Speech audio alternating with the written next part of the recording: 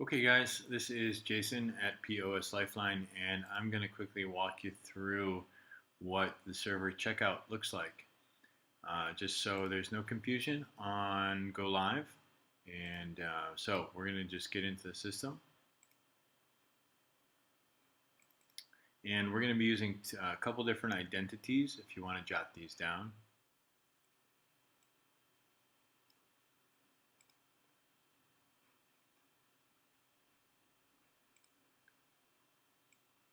Okay, so let's say that I am server. I am the server. So my identity is 9878. And I finished my shift, so I'm going to come over here and I'm going to sign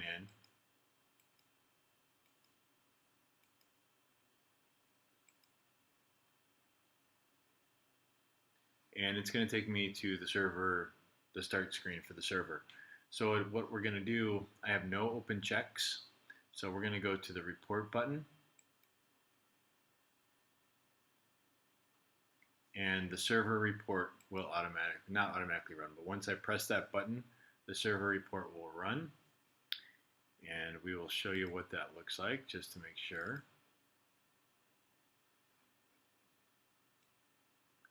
So pretend that this is the printer and we're at a terminal, and this just printed up at our terminal.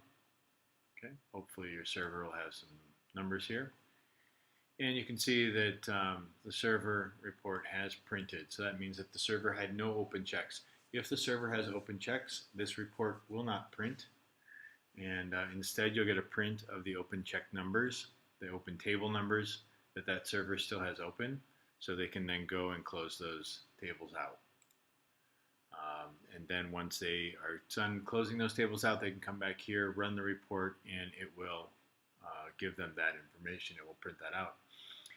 One thing to notice is that when the server does this report, our server number is 9878. The system will 9878 sign in. The system will lock them out. Employee locked out. This is where if you as a manager wanted to let them in for one time, you would go ahead and swipe your manager card or enter your manager number. Let's say that this particular server is doing a double. Then what you would do as the manager is you would come in and sign in as the manager. So using your manager swipe card, our manager is 9858. Okay, our manager number 9858, which we just signed in. So this takes us to our manager screen. And once we're here, we can unlock our employee. Now, what happens if we don't remember the employee's number? Once we get here, we can say, what is the clock in status? View. It will give us the employee number, and then we can unlock the employee. By pressing unlock employee, it asks us for some information. It says, what is the employee number?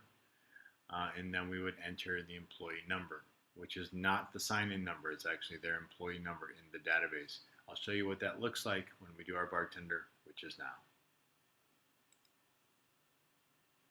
The reason we're not doing it with our server at the moment is because our server is not clocked in. So if we were to do a clock in status report, our server would not show up. Your servers, however, will be clocked in. So, all right. So let's take a look at what the process is for the bartender, 9868. So we're going to sign in, 9868, sign in. And this is our bar speed screen, which, by the way, is relatively up to date. Definitely good for this weekend, and then we will tweak as necessary. All of this is up to date. Okay, so for the bartender, he also can go in to his report area, but you'll notice that the report button is missing for the bartender. So the bartender is unable to run his own report. So when the bartender is done with his shift, he will come to you and say, hey, I need my report. You will sign in as a manager and go to the manager screen. Here we will go here to bar report under manager functions. The bar report, again, will ask us for an employee number. If we don't know the employee number, We can come to clock in status again, and we can simply hit view. View will bring it up on the terminal. Bartender is number 2002.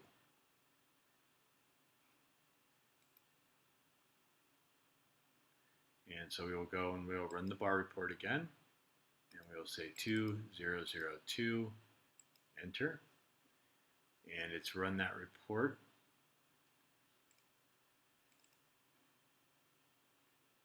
So again, looking at what comes out of the printer is kind of what we're cheating and doing right here.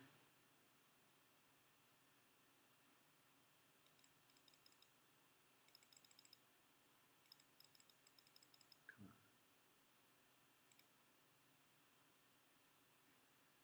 2002, bartender. So there is our report.